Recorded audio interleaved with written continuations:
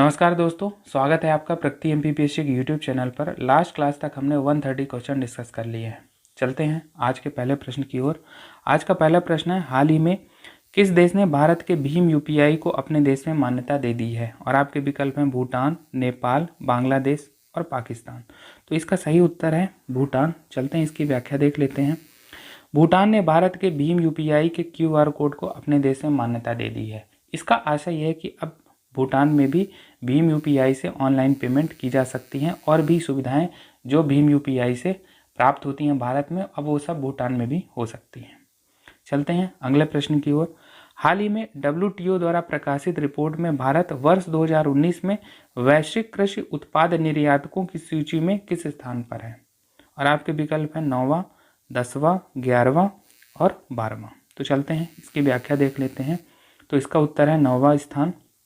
प्रश्न क्या पूछा गया है कि WTO द्वारा एक रिपोर्ट का प्रकाशन किया गया है और उसमें बताया गया कि वैश्विक कृषि उत्पाद निर्यातक वर्ष 2019 में कौन कौन से शीर्ष में रहे हैं, और उसमें भारत का स्थान पूछा जा रहा है।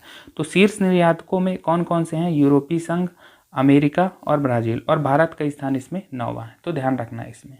चलते हैं अगले प्रश्न की ओर। किस संस्था द्वारा पहले वित्तीय समावेशन सूचकांक FI index, financial inclusion index का प्रारंभ किया गया? और आपके विकल्प हैं RBI, SBI, वित्त विभाग और नीति आयोग। तो इसका सही उत्तर है RBI। जान लेते हैं FI इंडेक्स के बारे में। तो वित्तीय समावेशन सूचकांक, जिसे फाइनेंशियल इंक्लूजन इंडेक्स कहा जाता है, इसमें भारत में बैंकिंग, निवेश, बीमा, डाक और पेंशन क्षेत्र के समावेशन विवरण शामिल हैं। तो FI इंडेक्स के बारे में ये बताया जा रहा है कि इसमें कौन कौन से विवरण शामिल किए जाएंगे? तो बैंकिंग, बीमा, डाक, पेंशन, ये सब शामिल होंगे। और FI इंडेक्स को किसने जारी किया है? जैसा कि हमने बताया कि RBI ने जारी किया है। अब इंडेक्स के बारे में जान लेते हैं। तो इसका मान जो होगा 0 से 100 के बीच होगा। यहाँ पर 0 पूर्ण वित्तीय बहिष्कार को बताएगा, वहीं 100 पूर्ण वित्तीय समावेशन को दर्शाता है। तो ये ध्यान रखना है कि इसका मान 0 से 100 के बीच होगा। एक सबसे महत्वपूर्ण बात यह है कि FI इंडेक्स में कोई भी आधार वर्ष नहीं है और यह 3 पैरामीटर पर आकलित किया जाता है और कुल मिलाकर 97 संकेतक है इसमें। अब जो 3 पैरामीटर की बात की जा रही है वो 3 पैरामीटर हैं एक्सेस, उपयोग और गुणवत्ता। एक्सेस जिसका योगदान 35% है, उपयोग 45% और गुणवत्ता का 20% का योगदान है। किसमें? 3 पैरामीटरों में। तो ध्यान रखना है फाइनेंशियल इंक्लूजन इंडेक्स के बारे में, जिसे हाल ही में RBI द्वारा जारी किया गया है। चलते हैं अगले प्रश्न की ओर। विश्व असमानता रिपोर्ट जारी की जाती है और आपके विकल्प हैं WHO, world inequality lab, RBI, WEF। तो इसका सही उत्तर है वर्ल्ड इनइक्वालिटी लैब। चलते हैं इसकी व्याख्या देख लेते हैं। और इसमें बहुत सारे डाटा ऐसे हैं जो हम मुख्य परीक्षा में भी उपयोग कर सकते हैं, तो उन्हें भी हम देख लेते हैं। तो विश्व असमानता रिपोर्ट 2022 जारीकर्ता कौन है? जैसा कि हमने बताया कि फ्रांस स्थित एक संस्था है वर्ल्ड इनइक्वालिटी लैब। क्या उद्देश्य है?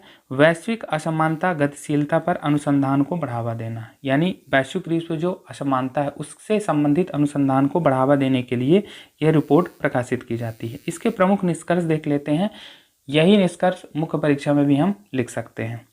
अब इसके निष्कर्ष संपत्ति के संबंध में क्या कहते हैं कि दुनिया की सबसे अमीर 10% आबादी के पास कुल संपत्ति का 76% हिस्सा है, यानी 10% आबादी के पास कितना है? 76% हिस्सा। और दुनिया की सबसे गरीब आधी आबादी के पास कुल संपत्ति का केवल 2% है। तो ध्यान रखिए किस प्रकार से असमानता वैश्विक रूप से है। फिर इसमें बताया जा रहा है कि सबसे ज़्यादा असमानता वाला जो क्षेत्र है वो कौन सा है? मीना, मध्य पूर्व और उत्तरी अफ्रीका। और सबसे कम असमानता वाला क्षेत्र कौन है? यूरोप है। लैंगिक असमानता के बारे में बताया जा रहा है कि श्रम से होने वाली कुल आय में महिलाओं की हिस्सेदारी केवल 35% है और 1990 में यह आंकड़ा 30% था। भारत के संदर्भ में भी आंकड़े इसमें बताए गए हैं, देख लेते हैं। भारत रिपोर्ट के अनुसार भारत एक गरीब और अधिक असमानता वाला देश है। वर्ष 2021 में शीर्ष 1% आबादी के पास कुल राष्ट्रीय आय का 57% हिस्सा है, वहीं नीचे की आधी आबादी के पास मात्र 13% हिस्सा। तो ध्यान रखना ये आंकड़े महत्वपूर्ण हो जाते हैं हमारे मेंस में वैल्यू एडिशन के लिए। भारत द्वारा अपनाए गए, आगे ही रिपोर्ट में कहा जा रहा है कि भारत द्वारा अपनाए गए आर्थिक सुधारों व उदारीकरण ने अधिकतर शीर्ष 1% को ही लाभान्वित किया है। लैंगिक असमानता के बारे में भी आंकड़े दिए जाते हैं कि महिला श्रम आय का हिस्सा केवल 18% है। और एक सकारात्मक बात इसमें यह दिखाई देती है कि भारत को एक न्यून कार्बन उत्सर्जक देश कहा गया है। तो ये रिपोर्ट बहुत ही महत्वपूर्ण है, हमको ध्यान रखना है, इसके निष्कर्ष ध्यान रखना है। ये भी प्री के हिसाब से तो यही महत्वपूर्ण है कि विश्व असमानता रिपोर्ट कौन जारी करता है, तो ये हमें ध्यान रखना है कि ये फ्रांस स्थित संस्था है, वर्ल्ड इनइक्वालिटी लैब द्वारा जारी की जाती है। इसके प्रमुख निष्कर्ष जान लेने हैं और इन्हें ध्यान रखना है। चलते हैं अगले प्रश्न की ओर। अगला प्रश्न सुमेलित करें से है, world wide cost of living index EIU, वैश्विक रिश्वत जोखिम मैट्रिक्स ट्रैस। तो इसमें दोनों ही सुमेलित हैं। चलते हैं इसकी व्याख्या देख लेते हैं कि world cost of living index कौन जारी करता है, वैश्विक रिश्वत जोखिम मैट्रिक्स कौन जारी करता है। तो world cost of living index जारी करता कौन है, EIU, इकोनॉमिस्ट इंटेलिजेंस यूनिट। अब इसके निष्कर्ष, इस रिपोर्ट के या इस इंडेक्स के निष्कर्ष जान लेते हैं। दुनिया का सबसे महंगा शहर तेल अवीव जो कि इजराइल में है। दुनिया का सबसे सस्ता शहर दमिश्क जो कि सीरिया की राजधानी है। भारत के संदर्भ में भी एक आंकड़ा है कि भारत के अहमदाबाद जो कि गुजरात में है, इसको शीर्ष 10 सबसे सस्ते शहरों में सूचीबद्ध किया गया है। तो 2-3 इन्फॉर्मेशन थी, हमने इसको जान लिया कि दुनिया का सबसे महंगा शहर कौन सा है, इजराइल का तेल अवीव, सबसे सस्ता शहर दमिश्क है जो कि सीरिया की राजधानी है। वहीं अहमदाबाद को शीर्ष 10 सबसे सस्ते शहरों में सूचीबद्ध किया गया है। अब हम जान लेते हैं वैश्विक रिश्वत जोखिम मैट्रिक्स, ट्रैस मैट्रिक्स भी इसे कहा जा रहा है। इसको जारी कौन करता है, ट्रैस। ट्रैस क्या है, रिश्वतरोधी मानक निर्धारक संगठन है और वर्ष 2014 में पहली बार ट्रैस मैट्रिक्स को जारी किया गया। क्या उद्देश्य है, दुनिया भर में वाणिज्यिक रिश्वतखोरी के जोखिमों के बारे में विश्वसनीय जानकारी संबंधी व्यावसायिक समुदाय की आवश्यकता को पूरा करना। जैसा नाम है वैसा ही इसका उद्देश्य है। अब इस रिपोर्ट के कुछ निष्कर्ष देख लेते हैं। इसमें सबसे कम जोखिम वाला देश कौन सा है, डेनमार्क, और इसको पहली रैंक मिली है। और सबसे ज़्यादा जोखिम वाला जो देश है वो है उत्तर कोरिया, इसको 194वां स्थान मिला है और भारत को 82वां स्थान यहाँ पर मिला है। तो ध्यान रखना है, महत्वपूर्ण बात तो यही है कि सबसे पहले हम जाने कि ट्रेस मैट्रिक्स कौन जारी करता है। ठीक है, तो परीक्षा की दृष्टि से तो ये ज़्यादा महत्वपूर्ण है। चलते हैं अगले प्रश्न की ओर। अगला प्रश्न है, भारत के पहले फिशरीज बिजनेस इंक्यूबेटर सेंटर का उद्घाटन किया गया है और आपके विकल्प हैं गुरुग्राम हरियाणा, सागर मध्य प्रदेश, वाराणसी उत्तर प्रदेश, इनमें से कोई नहीं। तो इसका सही उत्तर है गुरुग्राम हरियाणा। चलते हैं इसकी व्याख्या देख लेते हैं। भारत के पहले फिशरीज बिजनेस इंक्यूबेटर सेंटर का उद्घाटन, जैसा कि हमने बताया कि गुरुग्राम हरियाणा में किया गया है। इस सेंटर का नाम क्या है, नाम है इसका लाइनेक NCDC fisheries business incubation centre और लिफिक भी इसे कहा जा रहा है। ठीक है, इसकी स्थापना, ध्यान रखना है कि इसकी स्थापना प्रधानमंत्री मत्स्य संपदा योजना के अंतर्गत की गई है। कार्यान्वयन एजेंसी कौन सी है, जैसा कि नाम में यहाँ पर लिखा हुआ है लाइनेक NCDC, तो NCDC इसकी कार्यान्वयन एजेंसी है। क्या उद्देश्य है, मत्स्य पालन स्टार्टअप को पोषण प्रदान करना। तो महत्वपूर्ण है, ध्यान रखना है इसके बारे में कि भारत के पहले फिशरीज बिजनेस इंक्यूबेटर सेंटर का उद्घाटन कहाँ किया गया है, गुरुग्राम हरियाणा में। चलते हैं अगले प्रश्न की ओर। अगला प्रश्न है हमारा कि ब्रिक्स बैंक, जिसे न्यू डेवलपमेंट बैंक भी कहा जा रहा है, इसका चौथा नया सदस्य देश कौन सा है। आपके विकल्प हैं UAE, उरुग्वे, बांग्लादेश और मिस्र। चलते हैं इसकी व्याख्या देख लेते हैं। ब्रिक्स बैंक का चौथा नया सदस्य देश मिस्र है।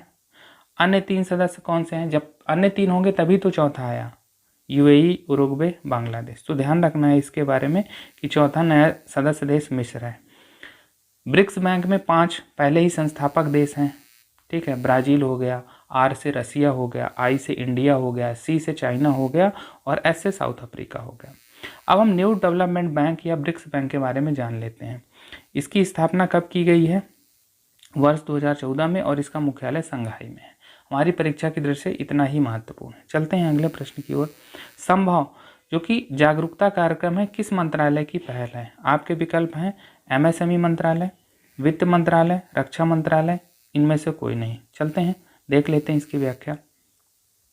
संभव जागरूकता कार्यक्रम जिसका प्रारंभ हुआ 27 अक्टूबर 2021 को, उद्देश्य क्या है? देश में उद्यमिता को बढ़ावा देना। यह एमएसएमई मंत्रालय की पहल है।